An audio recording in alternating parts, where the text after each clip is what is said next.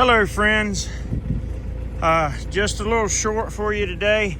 This is something that I should have made a video about quite a while ago. This is not a gardening channel. This is about beekeeping, but this is hopefully an example of how beekeeping isn't just about having hives and going through them and you know, that kind of sort of thing. And this right here is actually more focusing on the land prep and making sure that your conditions are suited for the bees.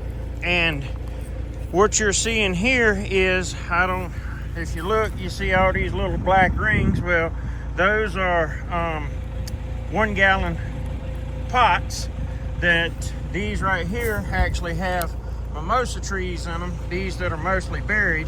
There's just enough trees sticking up so that it won't die, you know, it'll still get sun and whatnot.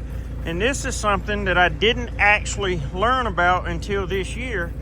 Fortunately, I've been blessed in the fact that you see these large mineral tubs over here, and that's actually what they are. They sell them with mineral compositions in them for cows, you know, for the ranchers to buy, because there's just not enough nutrition in the grass that they eat because the land has been so absolutely stripped.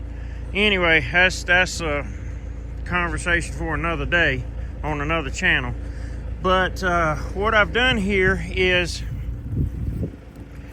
I've taken all my wood chips, well, not all of them, but a bunch of wood chips. I've kind of got my pots pushed up tight against each other, and as you can see, there's some snow, ice, sleet, some form of frozen precipitation here on top of them. Well, all of this where there's no frozen precipitation is where I finally got the rest of my pots covered up today.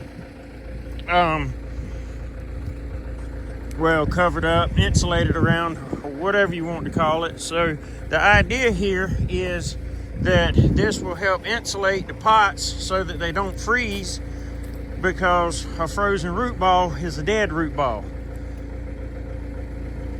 But like I said, this is hopefully, you know, to convey the point that beekeeping is more than just buying a box and throwing some bees in it. These are all different kinds of plants. I've got cherry trees and peach trees and roses here. I've even got so this right here, this is actually Rose of Sharon. I've got 4 different sprigs in here. At least 3 of them will survive.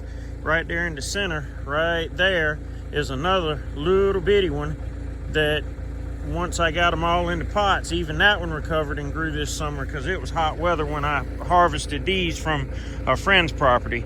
So these 3 pots right here are something else that I should have told you about in my last video. This is called sweet pepper bush, also known as summer sweet. The far one, this one right here, is actually a white sweet pepper plant or sweet pepper bush, and this one are pink. And there's some variability. Even across the single plant, you can have pink and white flowers. So, and like this one here, and then this one right behind it, those are black cherries. And you see, right, this one and this one are roses. So beekeeping is not just about having the hive boxes. And you see my bee barn right over there. That's where I keep my beekeeping equipment and, you know, boxes, frames, lids, and other miscellaneous odds and ends. And you see right here are my hives. We'll walk over there and look at them. I lit a burn pile last night, and I wasn't really planning ahead, and it's blowing the smoke right towards my beehives.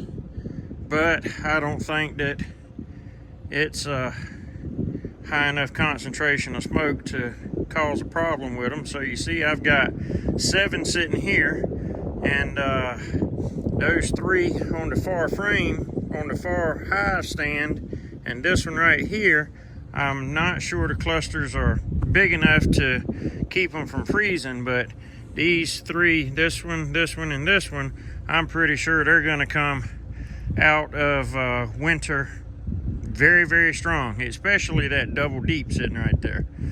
But anyway, like I said, beekeeping is not just about keeping the bees. You have to do all kinds of stuff. And see, I actually even have a cement mixer sitting here that's what I use to mix up my potting soil. So here's my little potting area and what I use to mix up my potting soil. So anyway, just another stage and step towards pampering your bees. So I hope everybody does well through this cold snap that we're having through the Midwestern United States. Fortunately, I'm about on the southern edge of the cold weather that blew through yesterday. I forget what the date is. I'll, put it in the description under the video. So other than that, stay safe, stay warm, and pamper your bees.